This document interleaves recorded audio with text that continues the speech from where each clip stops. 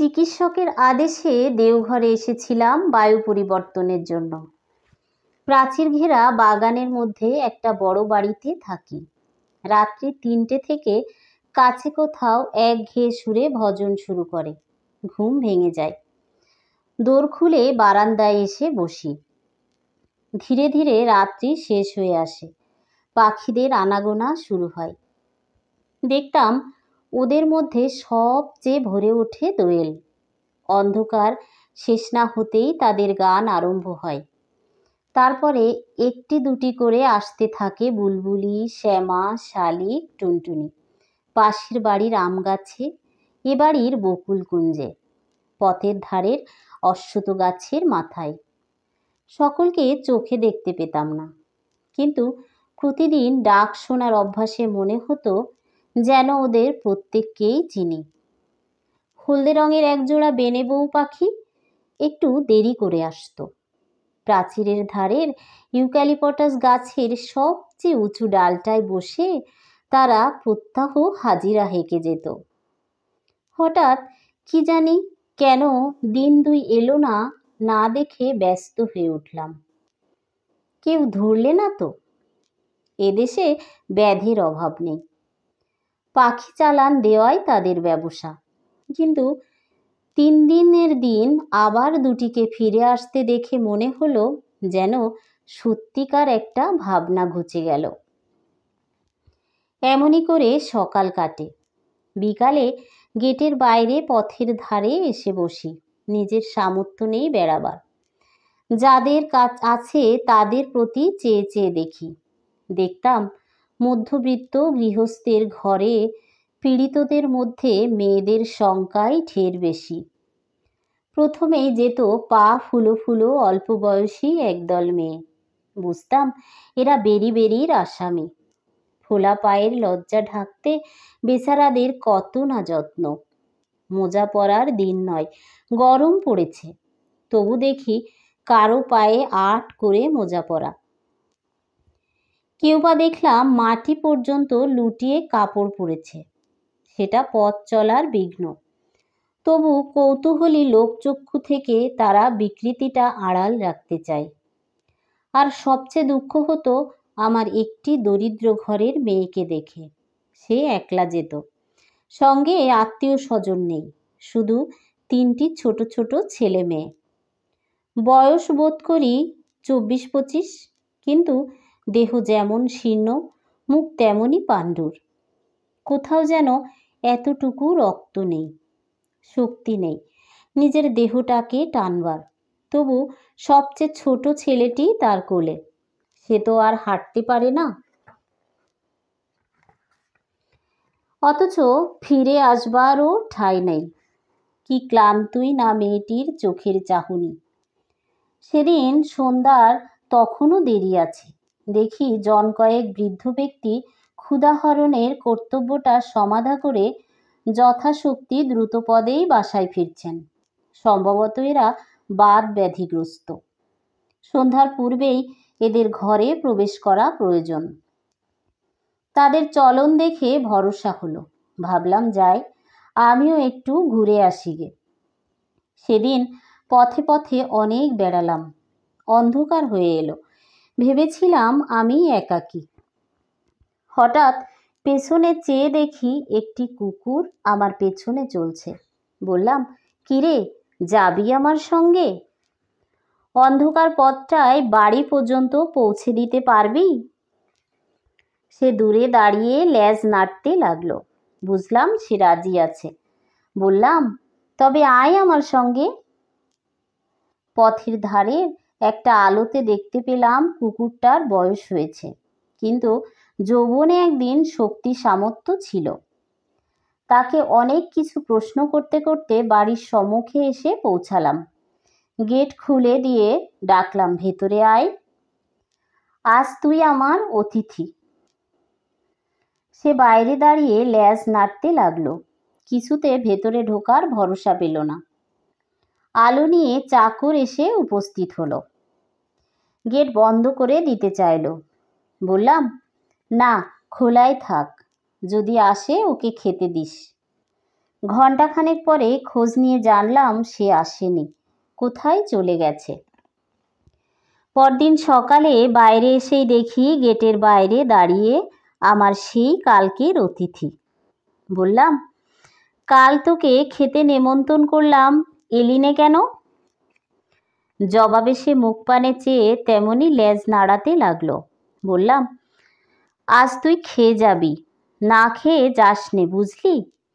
প্রত্যুত্তরে সে শুধু ঘন ঘন লেজ নাড়ল। অর্থ বোধ হয় এই যে, সত্যি বলছো তো? রাত্রে চাকর এসে জানালো সেই কুকুরটা এসে আজ বাইরের বারান্দার নিচে উঠানে বসে আছে। বামুন ঠাকুরকে ডেকে ডেকে বলে দিলাম, ও আমার অতিথি, ওকে পেট ভরে খেতে দিও। পরের দিন খবর পেলাম অতিথি যায়নি।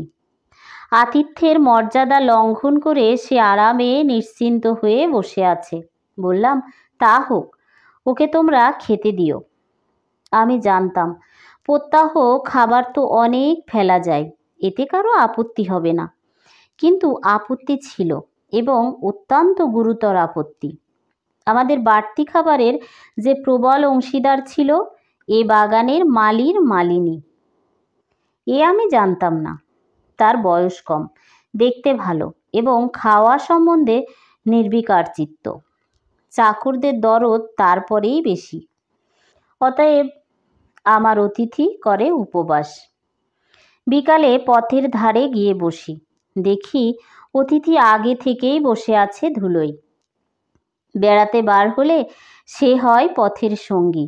জিজ্ঞাসা করি, হ্যাঁ অতিথি, আজ মাংস রান্নাটা কেমন হয়েছিল রে? হাড়গুলো চিবোতে লাগলো কেমন? সে জবাব দেয় লেজ নেড়ে, মনে করি মাংসটা তাহলে ওর ভালোই লেগেছে।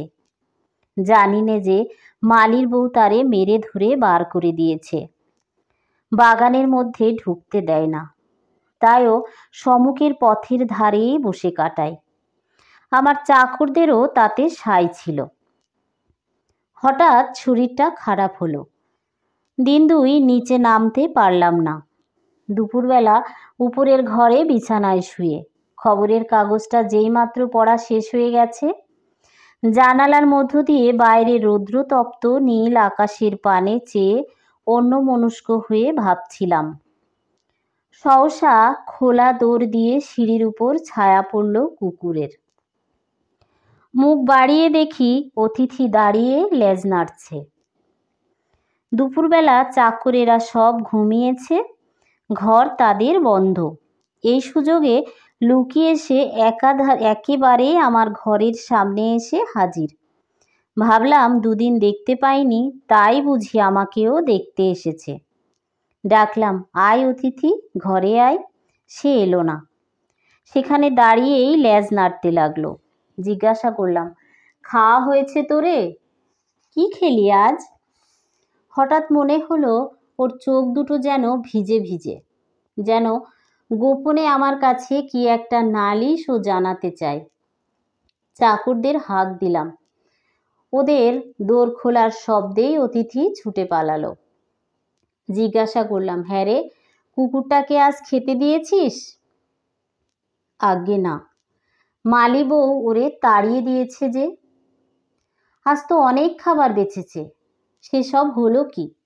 মালি বউ চেটেপুটে নিয়ে গেছে। আমার অতিথিকে ডেকে আনা হলো। আবার সে বারান্দার নিচে উঠানের ধুলোয় পরম নিশ্চিন্তে স্থান করে নিল। মালি বউয়ের ভয়টা তার গেছে। বেলা যায়, বিকেল হলো। উপরের বারান্দা থেকে দেখি অতিথি এই দিকে চেয়ে প্রস্তুত হয়ে দাঁড়িয়ে। বেড়াতে যাবার সময় হলো যে। শরীর সারল না, দেওঘর থেকে বিদায় নেবার দিন এসে পড়ল। তবু দিন দুই দেরি করলাম নানা ছলে। আজ সকাল থেকে জিনিস বাঁধাবাঁধি শুরু হলো। দুপুরের ট্রেন। গেটের বাইরে সার সার গাড়ি এসে দাঁড়ালো। মালপত্র বোঝাই দেয়া চলল। অতিথি মহা ব্যস্ত। কুলিদের সঙ্গে ক্রমাগত ছুটোছুটি করে খবরদারি করতে লাগলো, কোথাও যেন কিছু খোয়া না যায়। তারই উৎসাহই সবচেয়ে বেশি। একে একে গাড়িগুলো ছেড়ে দিল। আমার গাড়িটাও চলতে শুরু করলো। স্টেশন দূরে নয়। সেখানে পৌঁছে নামতেই গিয়ে দেখি অতিথি দাঁড়িয়ে। কিরে, এখানেও এসেছিস? সে ল্যাজ নেড়ে তার জবাব দিল, কি জানি মানে তার কি। টিকিট কেনা হলো, মালপত্র তোলা হলো। ট্রেন ছাড়তে আর 1 মিনিট দেরি। সঙ্গে যারা তুলে দিতে এসেছিল তারা বকশিস পেল সবাই, পেল না কেবল অতিথি। গরম বাতাসে ধুলো উড়িয়ে সামনেটা আচ্ছন্ন করেছে। যাবার আগে তারই মধ্য দিয়ে ঝাপসা দেখতে পেলাম স্টেশনের ফটকের বাইরে দাঁড়িয়ে এক দৃষ্টে চেয়ে আছে অতিথি। ট্রেন ছেড়ে দিল। বাড়ি ফিরে যাবার আগ্রহ মনের মধ্যে কোথাও খুঁজে পেলাম না। কেবলই মনে হতে লাগলো অতিথি আজ ফিরে গিয়ে দেখবে বাড়ির লোহার গেট বন্ধ, ঢুকবার জো নেই। পথে দাঁড়িয়ে দিন 2 তার কাটবে, হয়তো নিস্তব্ধ মধ্যাহ্নের কোনো ফাঁকে লুকিয়ে উপরে উঠে খুঁজে দেখবে আমার ঘরটা। হয়তো ওর চেয়ে তুচ্ছ জীব শহরে আর নেই। তবু দেওঘরে বাসের কটা দিন স্মৃতি ওকে মনে করেই লিখে রেখে গেলাম। ধন্যবাদ সবাইকে। আজকের এই অভিনব গল্পটি শরৎচন্দ্র চট্টোপাধ্যায়ের দেওঘরের স্মৃতি গল্পটির নাম পাল্টে বা ঈষৎ পরিমার্জনা করে এখানে অতিথির স্মৃতি হিসেবে সংকলন করা হয়েছে। একটি প্রাণীর সঙ্গে একজন অসুস্থ মানুষের কয়েকদিনের পরিচয়ের মধ্য দিয়ে গড়ে ওঠা মমত্বের সম্পর্কই এ গল্পের বিষয়। লেখক দেখিয়েছেন মানুষে মানুষে যেমন স্নেহপ্রীতির সম্পর্ক, অন্য জীবের সঙ্গেও মানুষের তেমন সম্পর্ক গড়ে উঠতে পারে। কিন্তু সেই সম্পর্ক নানা প্রতিকূল কারণে স্থায়ী রূপ পেতে বাধাগ্রস্ত হয়। আবার এই সম্পর্কের সূত্র ধরে একটি মানুষ চায় জীবের প্রতি যখন মমতায় সিক্ত হয় তখন অন্য মানুষের আচরণ নির্মম হয়ে উঠতে পারে। এ গল্পে সম্পর্কের এই বিচিত্র রূপই প্রকাশ করা হয়েছে। সবাই ভালো থাকবেন, সুস্থ থাকবেন। সুন্দর সুন্দর নতুন নতুন গল্প শুনতে আবৃত্তিতে শ্রাবণী রায় বর্মন চ্যানেলটির সঙ্গেই থাকবেন।